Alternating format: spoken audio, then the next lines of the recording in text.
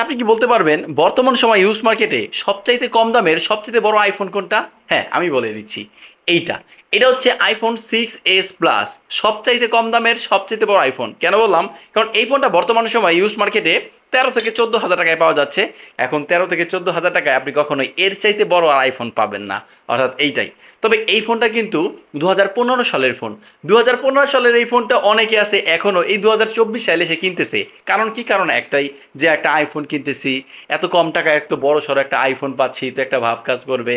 আর iPhone চালানোর প্রতি বা আইফোনের প্রতি কিন্তু অনেকের একটা ইমোশন থাকে। এখন সেই পার্সপেক্টিভে কিন্তু অনেকেই এই ফোনটা এই 2024 সালে এসে পারচেস করতেছে। তবে আমি তাদেরকে বলবো, স্টপ ভাই, আগে আমাদের ভিডিওটা দেখা শেষ করেন, তারপর আপনি সিদ্ধান্ত নেন যে আদৌ কি এই ফোনটা আপনার জন্য সুইটেবল হবে নাকি হবে না। তো আজকে ভিডিওতে এই ফোনটা যেহেতু আমরা বেশ কয়েকদিন ধরে বসুন্ধরা সিটি থেকে কালেকশন করে ইউজ করেছি, তো আজকে ভিডিওতে এইটার ইউজার এক্সপিরিয়েন্স এক এক করে শেয়ার করব।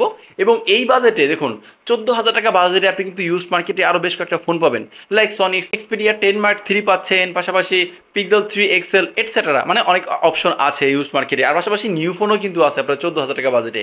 এখন ওগুলোর সাথে বিবেচনা করলে এই আইফোন 6s প্লাস এই ফোনটা তাদের থেকে আসলে কতটুকু এগিয়ে, যার জন্য ওইগুলো স্কিপ করে মূলত আমরা এই ফোনটা পারচেস করব। আদৌ কি এই ফোনটা 14,000 টাকায় ভ্যালু আছে, নাকি 14,000 টাকায় এর চেয়ে আরও ভালো অন্য কোনো অপশন আছে? হ্যাঁ, সমস্ত কিছু উত্তর দিব আজকের এই ভিডিওতে আমাদের ইউজার এক্সপিরিয়েন্স থেকে। তাহলে চলেন শুরু করা যাক। এই আইফোন 6s প্লাস এই ফোনের দর্শনটা কেমন, এই ফোনের লুকসটা কেমন, ডিজাইন কেমন? এখন দেখেন, যেহেতু এটা 2015 সালের ফোন, অর্থাৎ 9 বছর আগের এই ফোনের লুকস ডিজাইন নিয়ে ঘটা করে তেমন কিছু বলার নাই। সিম্পলি বলবো, পেছনের দিকে আপনি 12 মেগাপিক্সেলের একটা মেইন ক্যামেরা পাচ্ছেন, রয়েছে ফ্ল্যাশ অ্যাজ ইউজুয়াল, আপনার সেই অ্যাপেলের চিরাচরিত লোগোটা, যার জন্য আসলে মানুষ এখনও 14,000 টাকা খরচ করে মূলত এই ফোনগুলো পারচেস করার চিন্তা ভাবনা করে। আর সামনের দিকে অ্যাজ ইউজুয়াল কর্নিংগুলা গ্লাসের প্রোটেকশন পাচ্ছেন, আর চারদিকের চিন ভেজেলগুলো, এগুলো তো বেশ বড় সড়ই বলা যায়। তো এই হচ্ছে মূলত এই ফোনের ডিজাইনটা। তো ডিজাইন নিয়ে ঘটা করে তেমন কিছু বলার নাই। এই 2024 সালে এসে যদি এই ফোনের ডিজাইনটাকে পার্সোনালি আমি মার্ক দেই, তাহলে একে 10-এর মধ্যে আমি দিব 4। আমার কাছে এমনটাই মনে হয়েছে। আপনি আইফোন 6s প্লাস এই ফোনের ডিজাইনকে 10-এর জায়গায় কত দিবেন সেটা অবশ্যই চাইলে আমাদের কমেন্ট সেকশনে জানান। আচ্ছা, এই ফোনের ডিজাইনের বিষয়ে অবৈধ কিছুটা হলো জানলেন। এখন দেখেন, এই ফোনের পারফরমেন্স কেন্দ্রিক বা এই ফোনের ডিসপ্লেগুলো নিয়ে কথাবার্তা বলার আগে একটু বলে নেই, বর্তমান সময়ে আপনি বসুন্ধরা সিটিতে যে আইফোন 6s প্লাস বা 6 ধরতে গেলে আইফোন এক্সের নিচে বা আইফোন 11-এর নিচে আপনি ম্যাক্সিমাম যে ফোনগুলো পাবেন, প্রত্যেকটা ফোনে কিন্তু আপনার রিফারবিশড ইউনিটের ফোন। রিফারবিশড ইউনিট হচ্ছে মোটামুটি এই ফোনগুলো প্রত্যেকটা পার্টস পরিবর্তন করে আলাদা আলাদা করে একটা করে জোগাড় করে ধরতে গেলে এই ফোনগুলোর পূর্ণাঙ্গ রূপ দেওয়া হয়েছে। এগুলো রিফারবিশড হবে, অর্থাৎ আবার কোম্পানি রিফারবিশড না।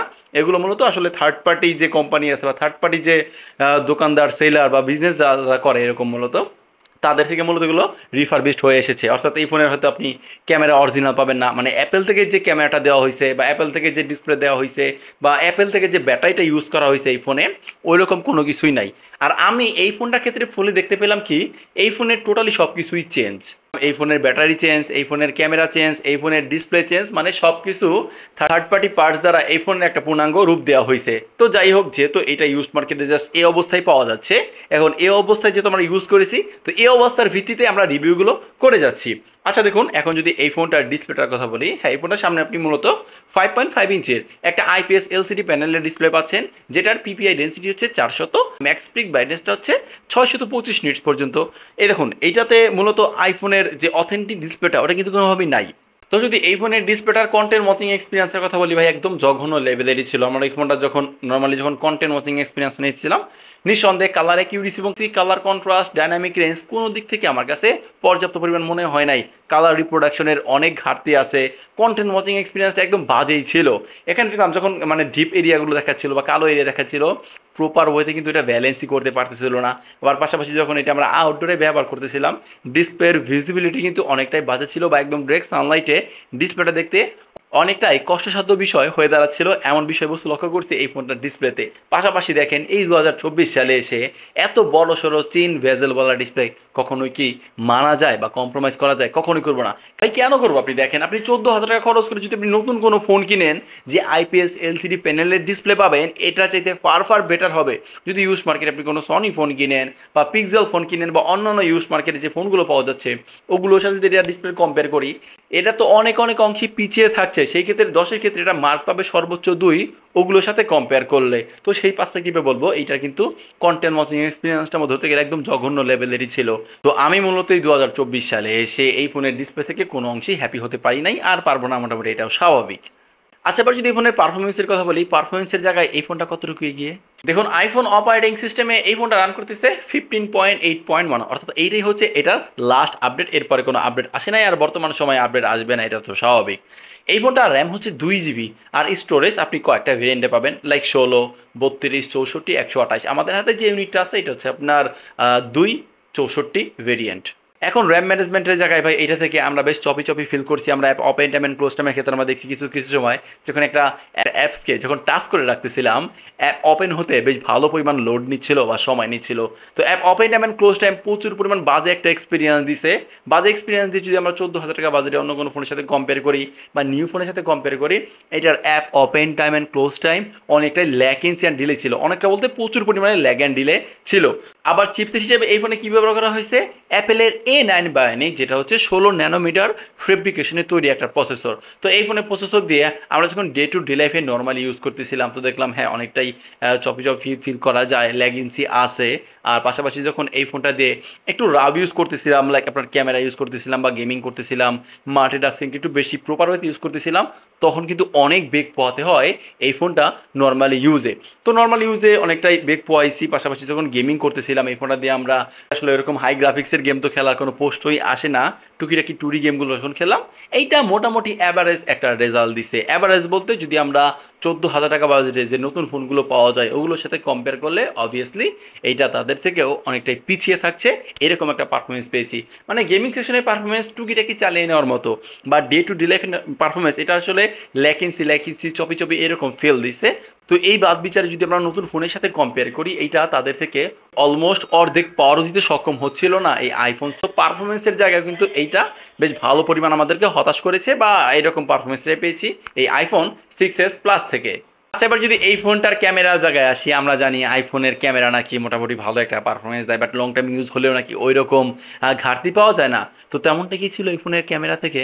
ভাই এই ফোনের ক্যামেরাটা আমি প্রথমেই বলেছি যেহেতু চেঞ্জ, আসলে এই ফোনের ক্যামেরাটা আমি কিছু কিছু জায়গায় বেশ ভালো পরিমাণ প্রবলেম নোটিশ করছি। দেখুন, এটা রেয়ারে যেহেতু আপনার 12 মেগাপিক্সেলের সেন্সর ইউজ করা হয়েছে, আমার কাছে মনে হয়েছে যেখানে অ্যাকচুয়াল সেন্সরটা নাই, এই সেন্সরটা চেঞ্জ করা হয়েছে। দ্যাটস আমরা যখন কোনো ছবি ক্যাপচার করতেছিলাম তখন বেশ ভালো পরিমাণ ডিটেলস পেয়েছি, বাট আমরা দেখলাম 2 থেকে 3টা ছবি ক্যাপচার করার পরে না ভাই ফোনের ক্যামেরাটা আসলে মাঝে মাঝে অফ হয়ে যাচ্ছিল, বা ক্যামেরা থেকে একটু কালো কালো দাগ এসে পড়তেছিল। আমি একটা ছবি ক্যাপচার করতেছি, ক্যাপচার করে যখন দেখতে যাচ্ছিলাম আউটপুট বা ফাইনাল রেজাল্টটা, তখন দেখতে পেলাম যে প্রপার কালো হয়ে রয়েছে, যে ছবিটা ক্যাপচার হয়েছে ওখানে কোনো কিছুই দেখা যাচ্ছে না, এরকম বিষয়বস্তু লক্ষ্য করছি। পাশাপাশি দেখলাম কি এখানে যে ফোকাসিং পয়েন্টটা এইটাও না একটা জায়গায় জাস্ট লক করা এরকম ছিল। আমরা যখন দূরে নিতেছিলাম সামনে নিতেছিলাম তখন দূরের বস্তুগুলো প্রপারলি ব্লার হয়ে যাচ্ছে, সামনে থেকে মানে একটা নির্দিষ্ট ফোকাসে থাকতেছে, আপনি নিজে সামনে পিছে গিয়ে তারপর এটা ফোকাসিংটা ঠিক করতে হচ্ছিল। অর্থাৎ এই ফোনের থেকে যেহেতু একটা জঘন্য রকমের এক্সপিরিয়েন্স পেয়েছি, চেঞ্জ করা হয়েছে, এই জন্য এটার একদম অ্যাকচুয়াল ফাইনাল আউটপুটটা বা ফাইনাল এক্সপিরিয়েন্সটা আমি বলতে পারলাম না। তবে এইটার ক্ষেত্রে যদি বলি বা এই ইউনিটের ক্ষেত্রে যদি বলি, যেহেতু এইটার ক্যামেরাটা চেঞ্জ, তো সেক্ষেত্রে একটা বাজে এক্সপিরিয়েন্স পেয়েছি এই ফোনের ক্যামেরা থেকেও। একইভাবে সামনে কিন্তু আপনি 5 মেগাপিক্সেলের যে সেলফি ক্যামেরাটা পাচ্ছেন, তবে এটা অ্যাজ ইউজুয়াল বলা যায় নর্মাল ফোনে যদি আপনি 14,000 টাকা বাজারে যে নিউ ফোনগুলো আছে ওগুলোর সাথে কম্পেয়ার করলে মোটামুটি এটা অ্যাভারেজের কাতারে রাখা যাচ্ছে। আবার যদি ভিডিওর কথা বলি, হ্যাঁ এই ফোনটা দিয়ে আপনি সর্বোচ্চ 4K-তে 30 FPS ভিডিও রেকর্ড করতে পারবেন মেইন ক্যামেরা দিয়ে। তবে আমরা যখন বললাম ভিডিও করতেছিলাম ভাই, ওই যে দেখা গেছে কি আমি ফোনটা পিছনের দিকে ঘুরিয়ে নিয়ে তারপর ভিডিও করেছিলাম, এখন সামনে কি হচ্ছে এটা তো দেখা যায় না। ভিডিও করার শেষে আমি দেখতেছি বা পরে দেখতেছি কি যে আমার ভিডিওর কথাগুলো বা ভয়েসটা প্রপারলি ক্যাপচার হয়েছে, বাট ভিডিও সেকশনে ওই আপনার কালো কালো হয়ে যাচ্ছিল বা প্রপার ওয়েতে ভিডিওটা ক্যাপচার হয় নাই। তো এরকম বিষয়বস্তু লক্ষ্য করছি মূলত এই ফোনটা ক্যামেরা থেকে। তো ক্যামেরার জায়গায় একটা বাজে এক্সপিরিয়েন্স দিয়েছে এই আইফোন 6s প্লাস। তবে ভাই এত কিছুর ভিড়ে আপনি দেখুন এই ফোনটা কিন্তু দেখতে কিন্তু একদম ফ্রেশ লাগতেছে, লাইক একদম লুক লাইক এ নিউ লাগতেছে, কোনো ড্রেন নাই, স্ক্র্যাচ নাই। কারণ ভাই এটার কিন্তু ব্যাক কাভার, ব্যাক সেল ভিতরে সব কিছু পরিবর্তন হয়েছে, আর বাইরেগুলো পরিবর্তন করবি না বা কেন। তো ক্যামেরা এক্সপিরিয়েন্স কেমন দিয়েছে সেটা তো জানালাম, তাহলে ব্যাটারি ব্যাকআপটা কেমন? এই ফোনের ব্যাটারি ব্যাকআপের জায়গায় কেমন এক্সপিরিয়েন্স পেয়েছি দেখুন। আইফোন 6s প্লাস এই ফোনটাতে ব্যবহার করা হয়েছে হচ্ছে আপনার 2750 mAh ব্যাটারি। এখন এই 2750 mAh ব্যাটারি থেকে আমরা কেমন ব্যাটারি ব্যাটারি ব্যাকআপ পেয়েছি। ভাই এইটার ব্যাটারি ব্যাকআপটা খুব জঘন্য বেশি হলো। এই ফোনটা প্রচুর পরিমাণে আপনার ব্যাটারি ড্রেইন করে। আমি এই ফোনটা রাত্রে 100% ফুল চার্জ করে রেখে যখন ঘুমিয়েছিলাম, সকালবেলা উঠে দেখি এটাতে চার্জ আছে মাত্র 83%। ভাই হ্যাঁ, 17% রাতের মধ্যে গায়েব, কোনো কিছু করা হয় নাই, ইউজ করা হয় নাই, বাট এর মধ্যে গায়েব তো ব্যাটারিটা ড্রেন হয়েছে। তো এখন আগে এটা 10% চার্জ ছিল, এখন টোটালি অফ। ভিডিও করতে করতেই আপনার এই যে 10 থেকে 12 মিনিট হয়েছে, ওরকম কিন্তু ইউজও করি নাই, ব্যাটারিটা কিন্তু অফ হয়ে গিয়েছে বা ফোনটা কিন্তু অফ হয়ে গিয়েছে। ব্যাটারি ব্যাকআপটাও কিন্তু বেশ যখন লেভেল এক্সপিরিয়েন্স দিল। তো এই তো ছিল এই ফোনটার over looks, design, configuration, performance এবং আমাদের ইউজার এক্সপিরিয়েন্স যেটা জানালাম। এখন আমাদের ইউজার এক্সপিরিয়েন্স কি বলে, এটা কি সাজেশন করবো? ভাই আমাদের ইউজার এক্সপিরিয়েন্স থেকে মনে সিদ্ধান্ত নিয়ে নিছেন যে এইটা আদৌ কি কিনা আপনার জন্য সুইটেবল হবে কি হবে না। আমি কখনোই বলবো না যে 14,000 টাকা খরচ করে মূলত আপনারা এই ফোনটা পারচেস করেন, কারণ এই ফোনটা বর্তমান সময়ে রিফারবিশড ইউনিটে ফোন পাচ্ছেন, এই ফোনের ব্যাটারি খারাপ, এই ফোনের ডিসপ্লে খারাপ, এই ফোনের সকল কিছুই খারাপ। তো আপনি কেন শুধুমাত্র জাস্ট এই লোগোটার জন্য এই ফোনটা পারচেস করবেন? তো আমি নিঃসন্দেহে বলবো ভাই, যেহেতু 14,000 টাকা যদি বাজেট থেকে থাকে, এই ফোনগুলো এভাবে ছুঁড়ে ফেলে দিয়ে ভালো কোনো ফোন কেনার ট্রাই করেন, কারণ এই বাজেটে আপনি অনেক ভালো ফোন পাবেন। আপনি যদি সনির মধ্যে কিনেন, বেশ ভালো ফোন আছে, পিক্সেল আছে, যদি ইউজ ফোনই কি কথা যদি বলি, আর পাশাপাশি নতুন তো আরও অনেক অপশন আছে, ইনফিনিক্স, টেকনো, এগুলো বেশ ভালো একটা এক্সপিরিয়েন্স দিবে। তো আমি আমার দিক থেকে বলবো, যদি বাজেটটা 14,000 টাকার আশেপাশে হয়, ওই ফোনগুলি স্কিপ করে অন্য কোনো ফোন কিনেন। শুধু শুধু আইফোনের 7 নিতে গিয়ে সম্পূর্ণ টাকাটা জলে দিয়েন না। আর যদি আইফোনের 7টা নিতেই চান, অ্যাটলিস্ট আইফোন XS, X এগুলো কেনা ট্রাই করেন, মানে মিনিমাম অন্তত। তবে আমার রিকমেন্ড থাকবে যে অন্তত আইফোন 11 থেকে আইফোন ইউজ করার চেষ্টা করেন। তো এই তো ছিল এই ফোনটা নিয়ে আমার মতামত, আমার অভিমত। তো আজকে ভিডিও এই পর্যন্তই। যদি ভিডিওটা ভালো লাগে অবশ্যই একটা লাইক করে দেন, আর আপনি যদি এখনও আমাদের এই ছোট্ট পরিবারের সদস্য না হন, সাবস্ক্রাইব করে সদস্য হয়ে যেতে পারেন। আল্লাহ হাফেজ।